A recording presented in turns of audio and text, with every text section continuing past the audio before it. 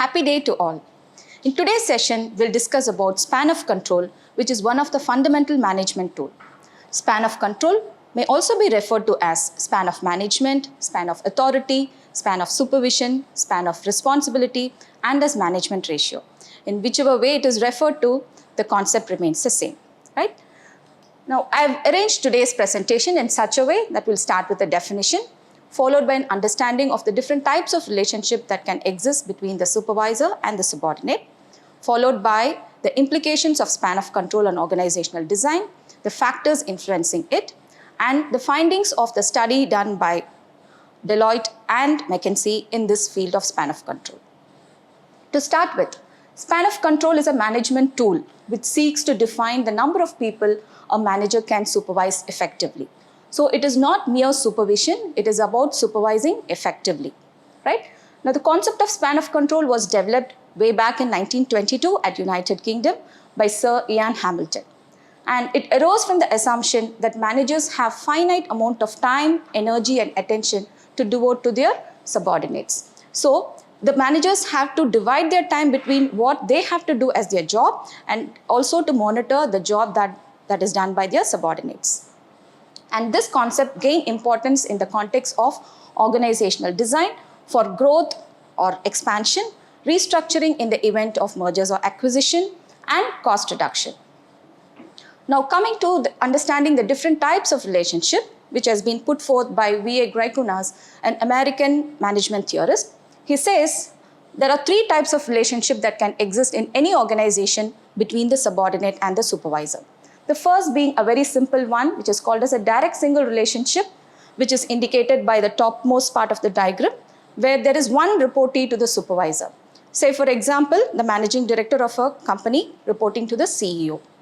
The second is about direct group relationship with manager and subordinate, indicated by the diagram in between, where the supervisor will have 3 or 4 different reportees reporting to him. An example could be the different functional heads. Let's assume Vice President of Operation, Vice President of Finance, Vice President HR, Vice President Sales and Marketing, all of them reporting to the CEO. So this is an example for direct group relationship where there are more than one reportee. The third one is about cross relationship that could exist not only between the supervisor and the subordinate, but also between the subordinates. So when the span increases, the complexity of the job or the relationship between the subordinate and the supervisor also goes up. So in fact, V.A. Greikunas had actually put forth a mathematical formula with which we can calculate the number of relationships that could probably exist between the different members of the group.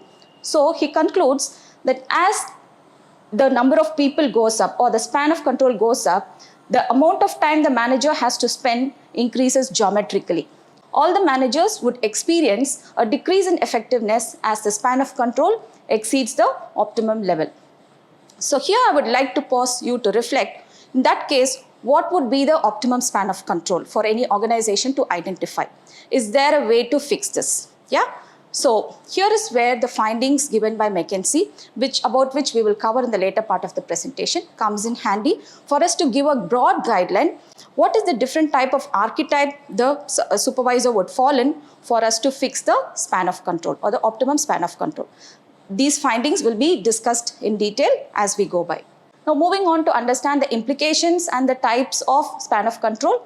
So span of control can be either a narrow one, where the number of reportees would range anything between 1 to 4, which is mostly followed in traditional organization which has a tall structure and is often referred to as being bureaucratic. But the advantage is these kind of organizations are something which can achieve efficiency better than flat organization. And another type of span of control is what we refer to as wide span of control, where the number of reportees could be up to 10, which is mostly followed in organization which has a flat structure. And these type of organization look for agility over efficiency, and therefore they resort to wide span of control. Now, of course, goes without saying, the technology has actually facilitated or supported wider span of control. As we all know, technology is all pervasive and it has seeped into all aspects of management, and so does it here, which has actually supported or facilitated wider span of control for the supervisors to manage. Now let's see what are the advantages and disadvantages of a tall structure. A tall structure is something that supports or creates more development, growth and advancement opportunities for the employees. It facilitates rapid communication. The work is clearly defined in this case, and there is a greater degree of specialization, and the supervision is closer, and there is greater attention that the supervisor can give for the subordinates. So while these are the merits, there are certain pitfalls of such organization where communication could become difficult because of the fact it always moves from top to down, and development of silos may prevent cross-functional problem solving. When people become very aware of their boundary to work within, or when the roles are very defined, they don't want to move out of the zone to have an interaction between the levels. So to that extent, it might prevent cross-functional problem solving, though advantage of this could be specialization, but there is also a pitfall in terms of development of silos. Employees may also feel lost and powerless if they are not much involved in decision-making process, and constant supervision may be a demotivating factor. Now, all of us need some freedom or some room to make our own decisions or do the work in our own style. But when there is very close supervision and greater attention given by the supervisor, this may be a demotivating factor. Now, moving on to understand what are the advantages and disadvantages of a flat structure. A flat structure is something that supports fewer levels of reporting. It encourages empowerment of employees, where employees would feel motivated to participate in decision making and be willing to contribute more because of the fact they are empowered. And it encourages delegation, and decision making can be quicker here because of the fact that the levels are less. When the organization is flat, we understand the number of levels is lesser, decision making may be quicker. But the pitfalls could be overloaded supervisors, role confusion, fewer opportunities for employees and poor discipline. So when there is no role clarity, it might happen that the supervisor overloaded with a lot of work which may or may not be in their purview, and therefore it can cause role confusion, and there could be lack of discipline because of lack of understanding of their job roles. So these are some of the advantages and disadvantages of a flat structure. As per the report of Deloitte on spans and layers for modern organization in the year 2022, they have coined this term called organizational layers, which refers to the number of organizational levels having supervisory responsibility. And in fact, they have also tried and identified what are the typical drivers that encourages formation of these organizational layers. And they have found the drivers to be speed decision making, improved communication, improved productivity, cost reduction, to increase empowerment, accountability, and responsiveness of the employees. So these organizational layers, together with span of control, are the factors that influence the way an organization delegates tasks to specific functions, process, individuals, and teams. Now, moving on to understand the different factors that influence the span of control in no particular order. Geographical dispersion of assets, workyards, and employees could be one contributing factor, wherein if the dispersion of workyards or employees is wide across, then the control exercised by the supervisor over the employees could be a little difficult.